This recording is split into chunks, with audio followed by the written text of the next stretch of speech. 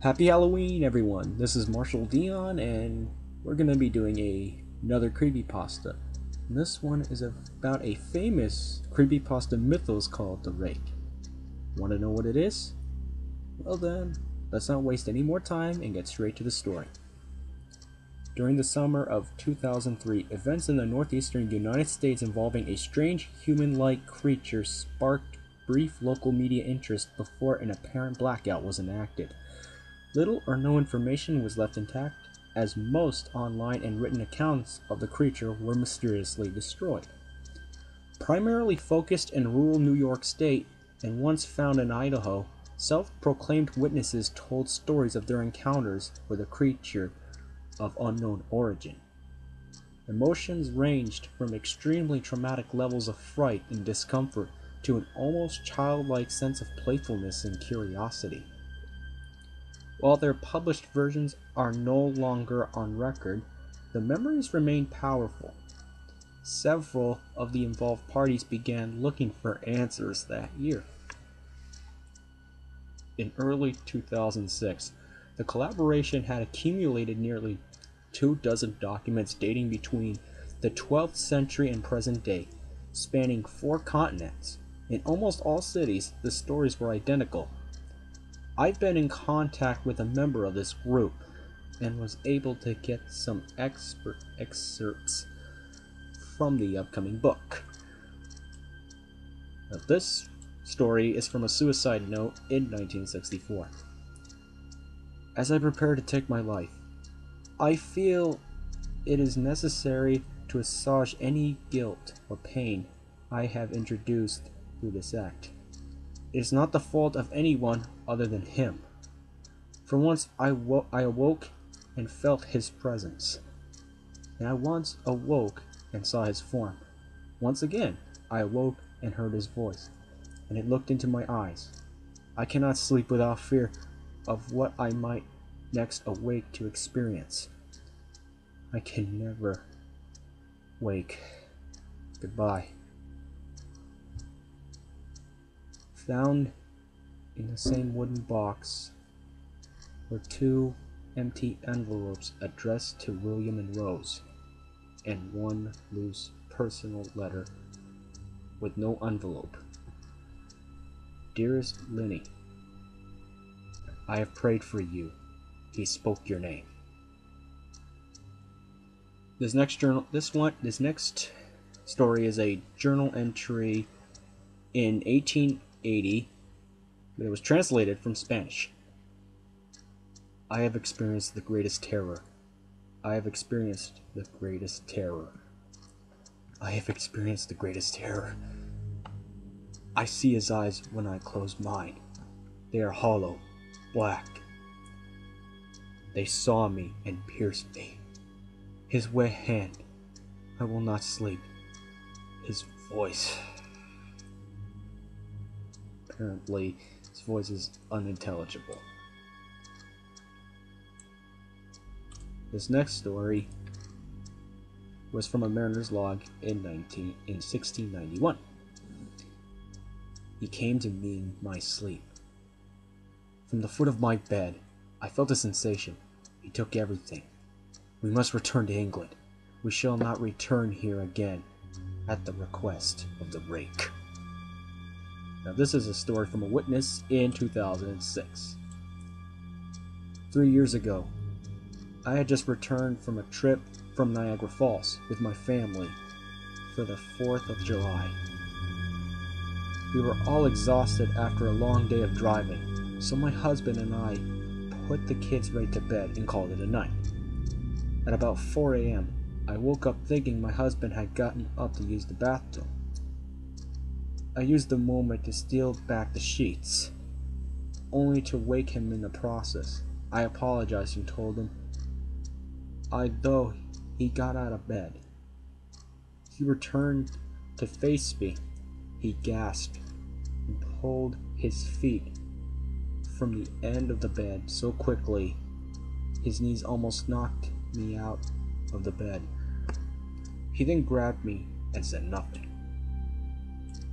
After adjusting to the dark for a half second, I was able to see what caused the strange reaction. At the foot of the bed, sitting facing away from us, there is what appeared to be a naked man, or a large hairless dog of some sort. Its body position was disturbing and unnatural, as if it had been hit by a car or something. For some reason, I was not instantly frightened by it, but more concerned as to its condition. At this point, I somewhat under the assumption that we were supposed to help him. My husband was peering over his arm, me tucked into a fetal position, occasionally glancing at me before returning to the creature. In a flurry of motion, the creature scrambled around the side of the bed, and then crawled quickly in a flailing sort of motion right along the bed until it was less than a foot from my husband's face. The creature was completely silent for about 30 seconds, or probably closer to 5. It just seemed like a while. It's just looking at my husband.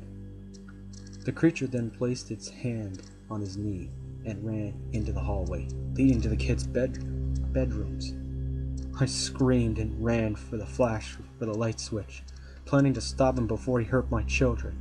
When I got to the hallway, the light from the bedroom was enough to see it crouching, hunched over about 20 feet away. He turned and looked at me directly, covered in blood. I flipped a switch on the wall. I saw my daughter, Clara. The creature ran down the stairs, while my husband and I rushed to help our daughter. She was badly injured and spoke only once more in her short life. She said, "He is the Rake." My husband drove his car into a lake that night while rushing our daughter to the hospital. They did not survive. Being in a small town, news got around quickly. The police were helpful at first, and the local newspaper took a lot of interest as well. However, the story was never published, and the local television news never followed up either. For several months, my son Justin and I stayed in a hotel near my parents' house. After we decided to return home, I began looking for answers myself. I eventually located a man in the next town over who had a similar story. We got in contact and began talking about our experiences.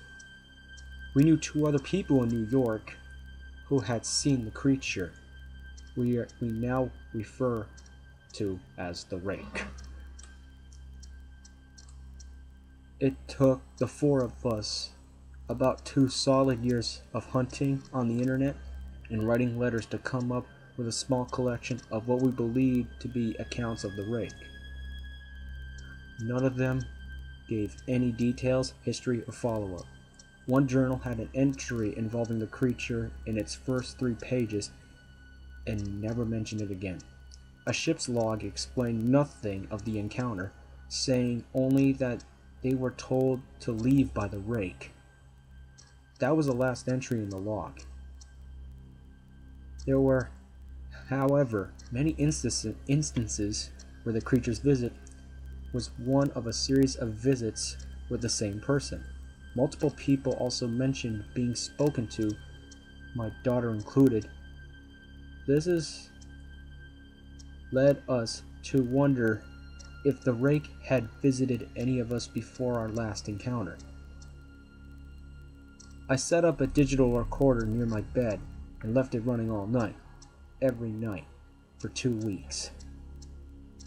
I would tediously scan through the sounds of me rolling around in my bed each day when I woke up.